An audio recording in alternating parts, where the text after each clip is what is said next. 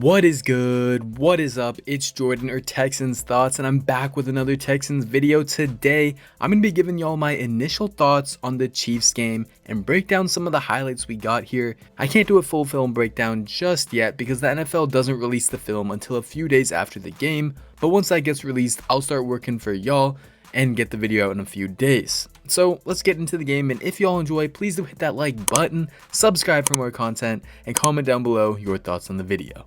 Alright, so we did take the L 34-20, and this was a really frustrating game, mainly because we showed so many flashes of some promising things, but we just weren't consistent throughout the entire game. And man, I should have taken it as a bad sign when Fuller dropped this first ball, man. That was so frustrating because it was a beautiful throw by Watson. Let's look at this again, where he throws up the back shoulder fade to Fuller, who had some space, and he places it perfectly right away from the cornerback. Like, that's right in his hands, man. That is right in his hands. Exactly where the cornerback can't get it. This is a great throw by Watson. Fuller, man, hopefully that's getting out the way, but it's not a good sign for sure. That was frustrating as hell. Moving on, and the Chiefs got the ball, yeah, they went to Kelsey, they went to Hill early, and this was the most maddening thing, man. We could not tackle the entire game. I was like, what is going on? And okay, I gotta talk about this. Let me rant on the tackling first. The tackling, I knew it was gonna be bad because we always start off slow with the tackling. We always start off sloppy, and then also no preseason. That's just gonna make it worse. But today, bro, if someone was doing a shot for every missed tackle we did, it's out. It's lights out. But let's look back at this play, and first of all, actually, let's look at the formation, because I didn't like how out wide Jay Reed was this early in the game. He was out wide, like playing outside corner, and this is what's gonna happen. He's gonna be matched up on a speedster like Demarcus Robinson, and he honestly recovered in pretty good position to get his hand back in there and make that a tough catch. And he honestly did help force Demarcus Robinson into that drop.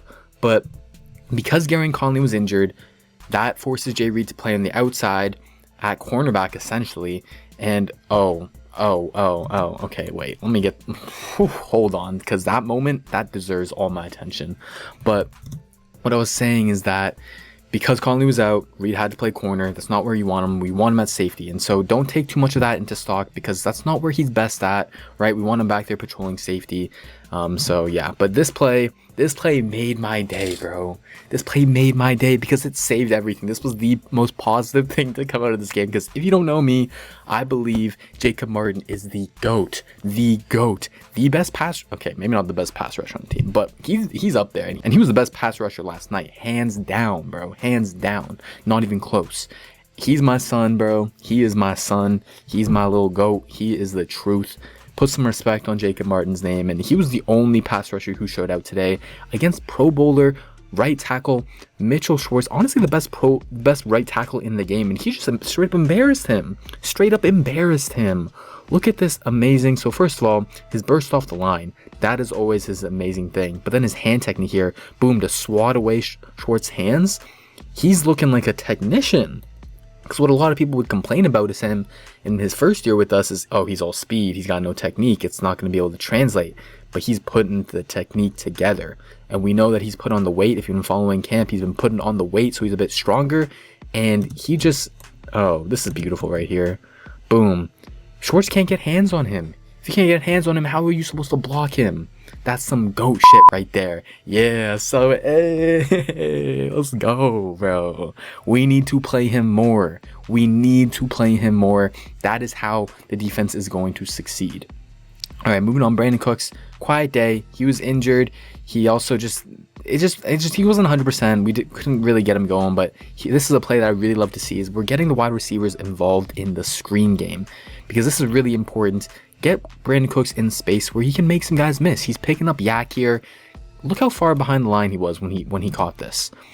He's at the, what is this, 35 here when he catches it and weaves in and out of traffic, makes some guys miss, gets down to the 1-yard line. That's 15 yards, bro. That's amazing. We need more of that. And oh, this beautiful run by David Johnson, bro. I can't wait to watch this on the All-22 with the better camera angles. We can see how he's weaving in and out of traffic, but his vision and his cutting, oh, this is it right here. Oh, his vision and cutting looked like 2016 vibes, bro. 2016 vibes. We gotta give that more attention, man. Let's look at this again. All right, right here, So it's a little option play. We have the motion coming over from right to left, and then Watson could also take this. But because this defender right here, he stays at home, so then the read is to just hand it off to David Johnson, right? And then right here, Max Sharping allows a little bit of pressure from the interior. I can't tell who that is, if that's Chris Jones, or Chris Jones was eating Zach Fulton up. Oh my fucking, we'll get to that. But he avoids the initial pressure. And then boom, now there's another guy. Nick Martin isn't able to fully get across to the leverage of this dude, so he can't go left. He couldn't go right originally, now he can't go left. So boom, make one more cut, and then another one, this defender. Boom, see it. Look at that jump cut, bro. Look at this. This is so fluid. Oh my god, these jump cuts. That's 2016 David Johnson in prime form. Ooh, you love to see it. Okay, you know what was real frustrating? Why are we lining up our corners so far off the line of scrimmage? They ain't even on the screen. They ain't even on the screen. They ain't even on the screen. I don't want to ever see that again. Nope. I know KC has deep threats, but they proved all game long that they can just take these underneath routes, and Mahomes isn't going to make the mistakes. You know what I mean? He's not going to make mistakes just dinking and dunking. So we have to be more aggressive than that. We can't be lining up our corners 10 plus yards off the line of scrimmage. That pissed me off all game long. Oh my god. And Sammy Watkins had a day because we focused on other guys and because Gareon Conley was out. Because if you look back at the playoff game, Gareon Conley locked down Sammy Watkins. But let's look at this play here. Travis Kelce's going to run a little in route here. AJ Moore was the one who motioned over to cover him, but it looks like the Texans are running a bit of a combo coverage here, possibly a zone look, where Zach Cunningham is looking to try and give help inside, and because of that first one on Demarcus Robinson, see how he chips him there? Then that kind of gets his mind off like, okay, there's not going to be a second guy coming inside, right? But there is, and Travis Kelce sneaks behind him, and let's look back and see what AJ Moore did on this play, because that was a frustrating one, man. Okay, so look, he's about to lean outside because Kelsey's about to hit him with his fake outside. Little fake outside, he takes that step outside, he goes off the screen now, but you can tell that he's going outside, he's not ready for that inside fake, and it gets him good. I love AJ Moore. AJ Moore is another one of my guys, but he's a young dude, he's going to take some time, and that's Travis Kelce, man. I don't know what you expect from him, but I do believe Moore is going to have a big year for us, big time. We just cannot stop the run whatsoever. Let's see what's happening. Okay, Omenihu is on the ground. He's sitting in the damn dirt right now. I don't know. He could not stop the run all day. I love my dude, but he could not stop it was a rough day for him. We gotta be honest. I ain't going to sugarcoat nothing. These two blocks, no one can get off a block. BMAC was constantly blocked all day long. They were always able to get to the second level. Zach, there's just too much traffic here for him to run around, and he makes the tackle a bit later. Oh, there's my boy, the GOAT again. He getting another pressure. That's all we're going to talk about in this play. I don't want to talk about the rest of it. I'm just going to talk about the GOAT. Hey, Jacob Martin. Again, ooh, get into his chest, dip under. Okay, one more time. Look at this move. Okay, he's going to go dip under. Pressure, man. It's the only one providing pressure. Only one. Oh, yeah, this screenplay. This is a really good shield screenplay. We couldn't get off blocks all damn day long. That was honestly a good play call by the Chiefs to get all those blockers out in front, and there's nothing we could have done about it. That's tough. We got to scout that out for next time. But David Johnson did a really good job of making the first man miss like that again, and he was great. We need to find him more on these checkdowns over the middle of the field, get him lined up against linebackers and safeties because he's going to make them miss. He really is. He's great at that. Oh, this is one of my favorite plays all night. Jordan Akins, I love Jordan Akins because he is such a great yak guy. I talked about that in my video. That is what he's so valuable at.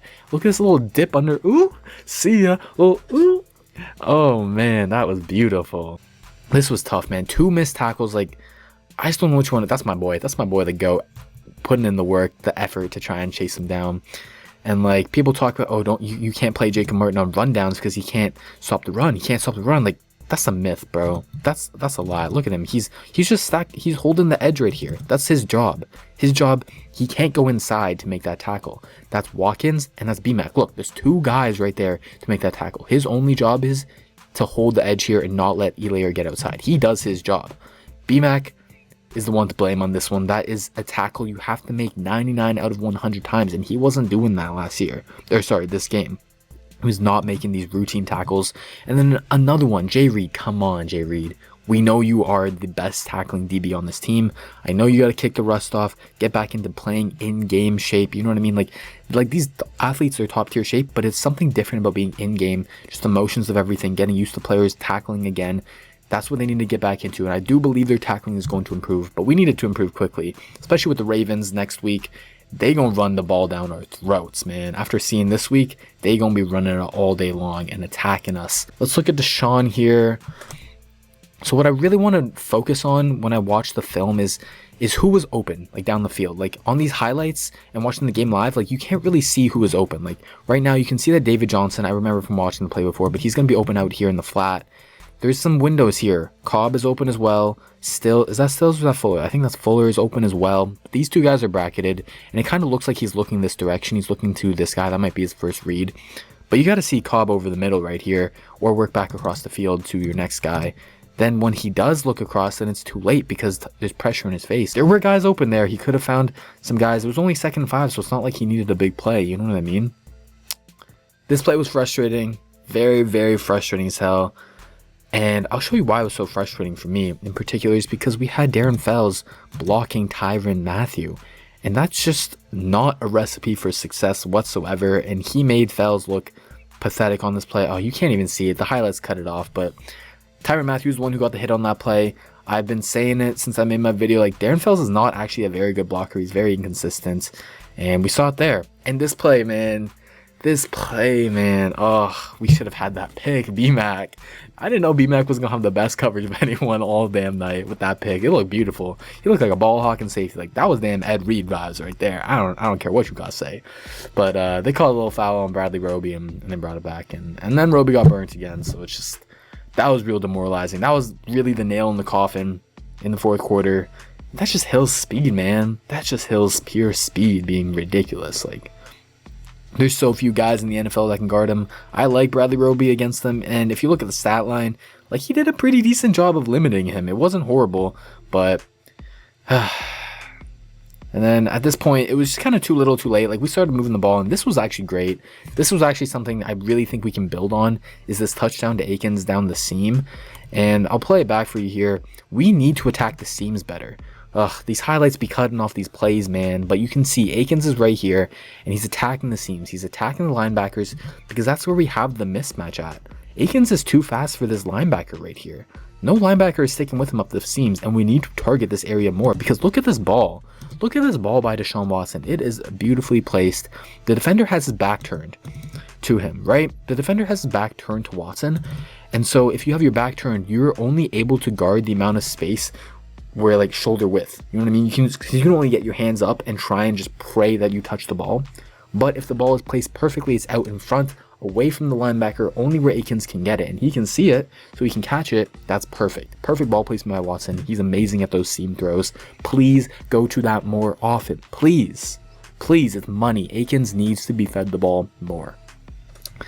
Goal line, good option. Fake, that's easy. That's easy money. There's nothing to break down there. Y'all know how read options work. Watson makes a good decision. Bro, this pissed me off. This was like, damn, just everything going wrong when they almost fucking returned this for 6. This dude got 20 like yards on a onside kick. On an onside kick. What the hell?